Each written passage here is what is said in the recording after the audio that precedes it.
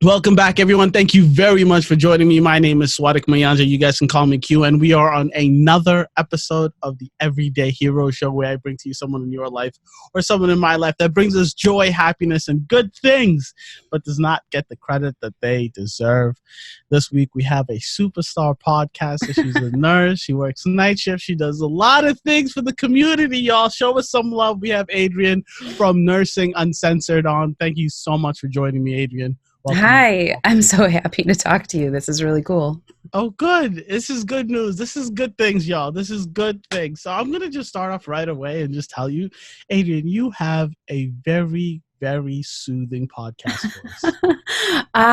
You get that a lot. I do get that a lot. I used to also work in a call center in my days long before I ever worked in healthcare, and I got that a lot. But you know what?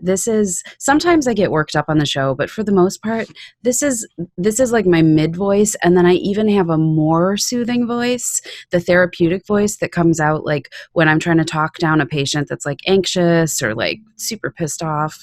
So there's even a deeper level of relaxation than this. So I like it. I always feel weird about it. I'm always like, oh, okay, I guess. But yeah, enough people tell me that I'm like, all right, that's cool. No, I really love the voice. And like I've been listening to a few episodes of Nursing Uncensored, and I'm like, every time I'm like, wow, this is I want this voice to whoever my nurse is. I want them to have this voice. It is fantastic. Thank you. I hope I'm not putting people to sleep. Stop it. Oh my God. Stop it.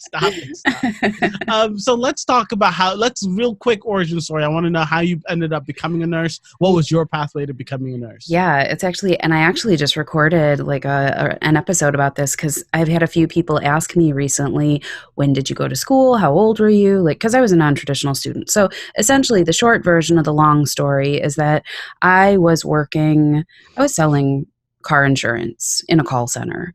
I was not happy. And a friend of mine who knew I wasn't happy said, hey, I've been doing home care. It doesn't pay as much as your insurance job, but I have freedom. I really like the people that I help care for. And so I applied for that job. I got that job. I did, it was home-based care for adults and adolescents with both varying levels of physical and mental disabilities.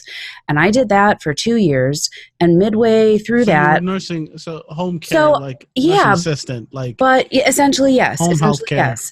And so I got to have experience with patients that had like spinal cord injuries and stuff like that. And so I was emboldened I was like, well, I'm doing this in people's homes. Like, why don't I level up and like do this for like a job, not just like something I was doing in between because I was unhappy. So I applied to the hospital in my area. I had 2 interviews. The first one, I was so excited. I'm sure I sounded like a manic, crazy person because I was so like, yes, I will be amazing. And I think I needed to dial it back a little bit. So I didn't get the first job I interviewed for, but I got the second job I interviewed for, which was in neuroscience inpatient unit. And I now lovingly refer to it as boot camp for CNAs. Because, I worked boot camp for CNAs, huh? Yeah, because it's an intense floor. It's an intense patient population. You have people that have, and we're a level 1 trauma center. So, we have people that have had bilateral cranioplasties, like they're missing bone flaps. They're extremely sick, have a ton of recovery to do. And so after I did that full time for like 3 or 4 years. And then a few times I had been floated to another unit, and it was very different vibe. Didn't have that kind of like, pardon the phrase, the balls to the walls feeling of like, I'm doing everything as fast as I can. And then as soon as I'm done, I start all over again. So then I worked there for so long, and I saw so many nurses that I was like, I think maybe with the right training and education, I could do this. And then started a very long process through school that was kind of riddled with obstacles. So essentially, I'm doing this podcast now because while I fell in love with nursing podcasts in nursing school, none of them quite hit on the material I wanted to hear about. Like, there are great nursing podcasts about patho, growth in your profession, pharmacology. Like, there's all these really great episodes that focus on kind of the technical side of things.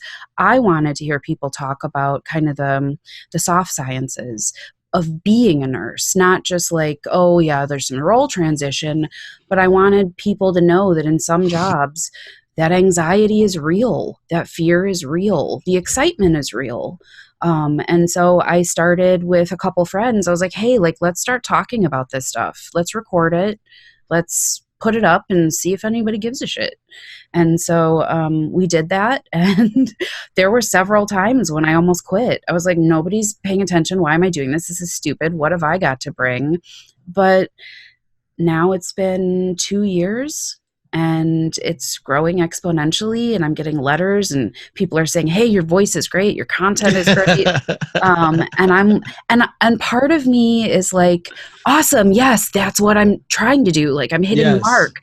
But then there's the other part of me that has this like crazy amount of imposter syndrome, and I'm like, oh no, really? You like it? Oh, I can't believe you like, there's that part of me that's not just trying to be modest, but like I really am kind of like, really? Like you listened to that? You were inspired by that? Like, yeah, that's what I wanted, but I didn't know I'd get there. So yeah, that's kind of how I went from working in a car insurance call center to being a nurse. It took me a long time to do it, but yeah, that's kind of how it happened. Yeah. That's a story. That's quite the story, Adrianne. Yeah, you going up and down, left and right. Yeah, because I have friends and coworkers that are in school, and they're like, this is not the journey I thought it was going to be. Like, this has taken some turns and curves. Yeah, it does that. It looks different for everybody. Some people do it straight out of high school. They know they want to be a nurse. They hit up nursing school. They get it done, and they start their career. I was 36 when I got my nursing license for the first time. So, I can't say that I have any regrets, but damn, do I wish it hadn't been such a hard path, I hear